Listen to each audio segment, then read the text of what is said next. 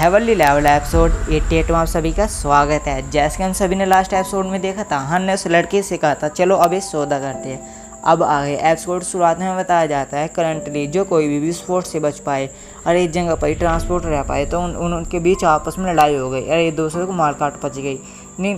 जो निक होता है वो कहता है मुझे लगता है हाँ मैं अकेला हूँ। फिर हमें उस लड़की को भी दिखाया जाता है और लड़की कहती है ये मेरा इल्यूजन है या फिर सच में मैं इससे पहुँच गई हूँ। फिर नाइन्थ प्रिंस का उसका लड़का जो वहाँ पर एक बंदा होता है ना उससे कहता है यो ना क्या यानी माँ मई क्या आप ठीक हो? इस समय हमें महारानी के मकबरे में होना चाहिए था। वह प्रिंस सुझाव देता है और कहता है मैं पूरी तरह से ठीक हूँ लेकिन हमारे पास बेकार चीज़ें क्यों है? भला इतने कम लोग, इनके साथ हम जेड इन सील कैसे पाएंगे? फिर सीन शिफ्ट होता है, हमें दिखाया जाता है ड्रैगन पवेलियन का अकाउंट प्रिंस की ओर से आया वो सी आदमी का वो होता है ना ड्रैगन पवेलियन एल्डर। उससे कहता है एल्डर आपको फिक्र करने की ज़रूरत नहीं है। जो मास्टर है ना उन्होंने उसे पहले ऑर्डर दे दिया कि हमारे दुश्मनों को मार डाले। फिर सीन शिफ्ट होता है उस लड़की का। वह लड़की कह रही होती है जो ग्रैंड एल है ना ये ना ऊपर से आया हुआ है, अब तुम यहाँ अपनी मौत का मजा लो और 3 दिन बाद ये वैली पहले की तरह शांत हो जाएगी। फिर सीन शिफ्ट होता है, हमें हान का सीन दिखाया जाता है। हान उससे औरत है ना जिसके साथ लड़की है वह उसे कह रहा होता है मिस जू क्या आप सच में अपने दम पर नहीं चल सकती है? क्या आप ऐसे चलती है जीप से मेरी तरफ चल रही है? आप मुझसे सटकर चल रही है, क्या आपके पास स्केलेटन नहीं है? वह उसे जवाब देती है और कहती है जैसे कि हमारी शर्त यानी सौदा हुआ था ना तो मैं आपको छू सकती हूँ जब चाहूँ और मैंने पहले अपने आपको बहुत ज़्यादा रोक रखा है। तुम अगर जो तुम्हें किसको दोस्त देना है तो अपने ड्रैगन ब्लड को दो क्योंकि तुम इतने ज़्यादा अट्रैक्टिव हो। फिर हन कहता है चलो हमें जल्दी चलने की ज़रूरत है। फिर वो इस श्राइन को देखता है यानी निशान को, वह उसे देखता है और कहता है ये निशान थोड़ा जाना पिछाना सा है। फिर लड़की को अचानक ही ज़मीन में से निकलने लगती है, यानी वो भगने लगता है, वे पहुँच भी जाते हैं बीच में। फिर हमें दिखाया जाता है ऊपर से कोई भगा आता है। हान कहता है ये क्या चीज़ है? हमें दिखाया जाता है कि ये आदमी आता है मास्क वाला, लोहे के मास्क वाला, वैसे कहता है मेरे एनिमी। फिर हमें बताया जाता है कि ये जो है ना ये ना सनोपनीस के उसके डिवाइन ड्रैगन पवेलियन की ओर से आया है और जो कोई भी ड्रैगन पवेलियन का वो नहीं है ना सही यानी मेंबर वह इसके लिए दुश्मन है। फिर हान उससे कहता है उस लड़के से क्या उस आदमी के साथ कुछ गलत है? फिर उसके को अटैक करता है। हान कहता है तुम्हारी बाली है। वह लड़की ना उस पर पैराडाइज यानी इच्छा शक्ति का इस्तेमाल करती है लेकिन उस पर खास असर नहीं होता। वो लड़की कहती है इस पर जो मेरी इच्छा शक्ति है ना मेरी डिज़ायर है उसका कोई भी असर नहीं पड़ रहा है, पर उसमें इमोशंस है भी या नहीं? हान कहता है 1 और 8 ग्रेड का सेंटर है हमको बंदा, बस यही देखना बाकी था। फिर वो उठता हान कहता है ये तो वही है। फिर सीन थोड़े यानी मेमोरी का होता है तो हान को और जो होते हैं ना उसे बता रहे होते हैं देखो ड्रैगन पवेलियन ने उस ट्यानु को भेजा है। यह एक आदमी ऐसा है जिसके पास कोई इमोशंस नहीं है, यह सिर्फ ऑर्डर सुनता है और एनकाउंटर से करता है। अगर जो तुम उससे मिलो ना तो उससे सावधान रहना। फिर हन कहता है चलो यहाँ पर अपना बल नहीं दिमाग का इस्तेमाल करते। फिर उससे कहता है ड्रैगन पवेलियन की जे हो, हम ड्रैगन पवेलियन के सहयोगी है। फिर उसके पास कहता है और जाकर कहता है क्या भूल गए बुरोदर काउ और काउ चैन ने हमसे क्या कहा था? हमें ना 9th प्रिंस है ना जो हमारा बहुत बड़ा दुश्मन है और हमें उसे जिंदा नहीं छोड़ना है। रिस्पेक्टफुली जो क्राउन प्रिंस है ना वह 9th प्रिंस को मारना चाहते हैं। फिर वह ऐसा भगाने लगता है, वह उसके बाद में आ भी जाता है क्योंकि इसका ब्रेनलेस इंसान है। वो कहता है ठीक है ब्रोदर। वह ना उसे बस हाँ ही करता है और ज़मीन में धंस जाता है हल्के से में। हान कहता है डैम इट ये चांटा भी मेरे लिए इतना भारी पड़ा। तो हान को उठा लेता है। हान उससे कहता है मुझे नीचे उतारो। फिर हान कहता है चलो ठीक है अब हमें ना जल्दी से वो एरिया है ना उसके बीच में पहुंचा दो। वो फिर उसका मुंह पकड़ लेता है और कहता है मेरे बड़े भाई हमें अपनी वो है ना लोकेशन उसे कंफर्म करने की ज़रूरत है। ड्रैगन पवेलियन के जो भी दुश्मन है ना हमें उन्हें अच्छे से ध्यान रखना है। वो कहता है बंदा हाँ मैं समझ गया। फिर जो लड़के होते हैं ना वो शर्मा रही होती है और कहते हैं मैंने अपनी ज़िंदगी में पहली बार 2 आदमी को ऐसे गले लगते हुए आपस में बात करते हुए देखा है, ये सच में बहुत ज़्यादा शर्मनाक बात है। वह उसे पकड़ता है और उड़ा के ले जाने लगता है। लड़की कहती है मैं खुद भी जा सकती हूँ। फिर वह उन्हें वहाँ ले जा पहुँच जाता है उन्हें लेकर। हान कहता है ओह इस एरिया का आर्किटेक्चर बहुत ज़्यादा अजीब है। फिर हमें इस एरिया के बारे में बताया जाता है ये एरिया ना इसका नाम है 1 लाख लोस्ट सोल एरिया और जो एरिया है ना बहुत ज़्यादा खतरनाक है। जो इसके एरिया है ना इसमें पूरे यानी 1800 महल है और उसके आसपास के जो छोटे मोटे महल है वे भी अपने आप में ही एक तरह के अखाड़े हैं। ये है ना ये ना इसके यानी कि बीच का वो बना हुआ है ना एरिया के वो शेप के टाइप में है ना 9 लाइन से भी विभाजित है। और जो एरिया है ना ये ना इसके ना अपनी बहुत सारी लेयर्स है और ये ना 72 तरीके से मूव करता है अलग अलग उस पर।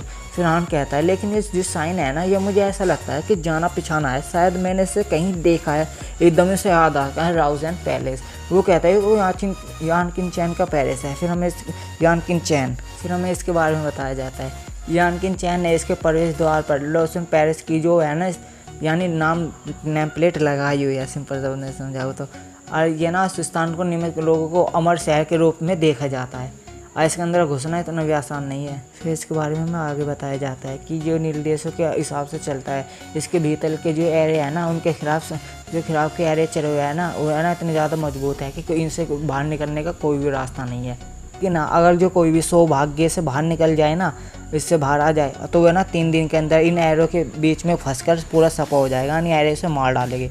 फिर हन आगे चलने लगता है। फिर वे एक हॉल में पहुंच जाते हैं और वह हॉल के वो देखते हुए कहता है ये भी आर्किटेक्चर है ना बहुत ज़्यादा अजीब है। फिर वो कहता है आखिर इस जगह पर उस एरिया का क्या काम है, आखिर उसने किसने बनाया होगा।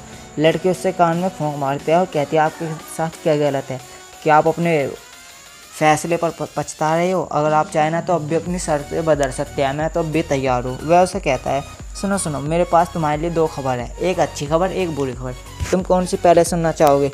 लड़के उससे कहती है चलो पहले ही अच्छी सुना दो। फिर उसे कहता है तो ठीक है मैं तुम्हारी अच्छी खबर बता देता हूँ, जो एरिया है ना मैं इसे शायद पहले भी जानता हूँ। फिर अपने मन में कहता है इस एरिया ऐसा एरिया नहीं है। जब मैं अपने भागने का रास्ता ढूंढ रहा था ना तो मैंने इसकी यानी काम करने की जो क्रिया थी ना उसे ना अपनी जो सोल यानी कि आत्मा है ना उनकी पीठ पर छाप दिया था।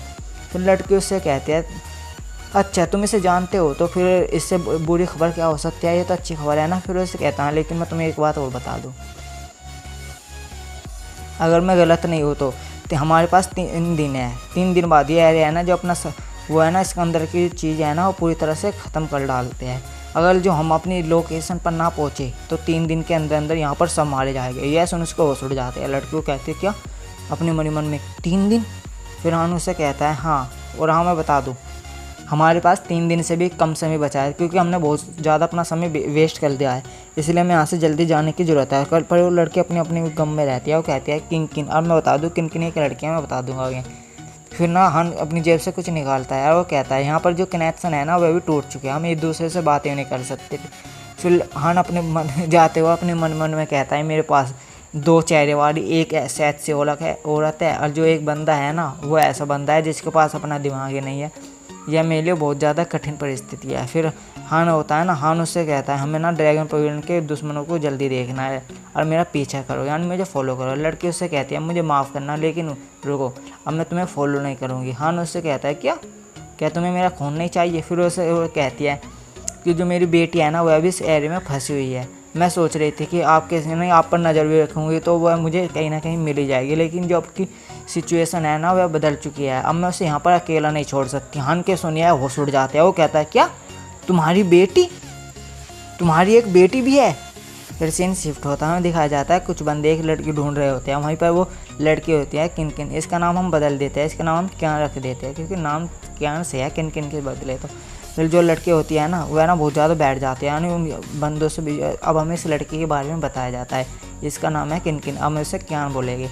इसका पीस ये ना पीक मार्शल किंग रैलम होता है ना उसके पीक पर है। वह कहती है जो भी यानी सेंट एम के नीचे के बंदे हैं ना वे अपनी क्वाई है ना वह यहाँ पर खोते जा रही है, लेकिन शायद उन्हें महसूस नहीं हुआ कि हम अपनी क्वाई को यहाँ पर रिकवर नहीं कर सकते। फिर अचानक ही एक वहाँ पर एरिया एक्टिवेट हो जाता है, ट्रांसपोर्टेशन एक्टिवेट हो जाता है, वह उससे कहीं और ट्रांसपोर्ट हो जाती है। फिर वो आगे देखते हैं, वो कहती है कि मुझे अपनी आंखों पर विश्वास नहीं हो रहा। वहाँ पर वो रीजेंट यानी जो रीजेंट औरत थी ना जिसने 1000 सालों तक वो कहता है वो एक बर्फ़ में दबी से रहती है। फिर उससे देखती है रीजेंट 1000 साल मरने के बावजूद भी है अब भी देखने में बिल्कुल ऐसे जैसे कि बिल्कुल जिंदा ही हो। फिर पीछे से आवाज़ आती है और फिर वो लड़की कहती है आवाज़ कैसे है, वह छुप जाती है। फिर वहाँ पर बहुत ब्रास्ट की आवाज़ आती है। फिर वो कहते हैं आखिर यहाँ वो क्या रहा है, हमें दिखाया जाता है उसे बंदे को 9th प्रिंस के साथ जो बंदा है ना वह कहता है योर हाइनेस मैंने आपके लिए पूरा रास्ता साफ़ कर दिया है। और इसके साथ हमारा एपिसोड ख़त्म होता है। अभी तक आपने मेरी वीडियो को लाइक नहीं करा तो लाइक कर लीजिए, चैनल को सब्सक्राइब कर लीजिए। Thank you.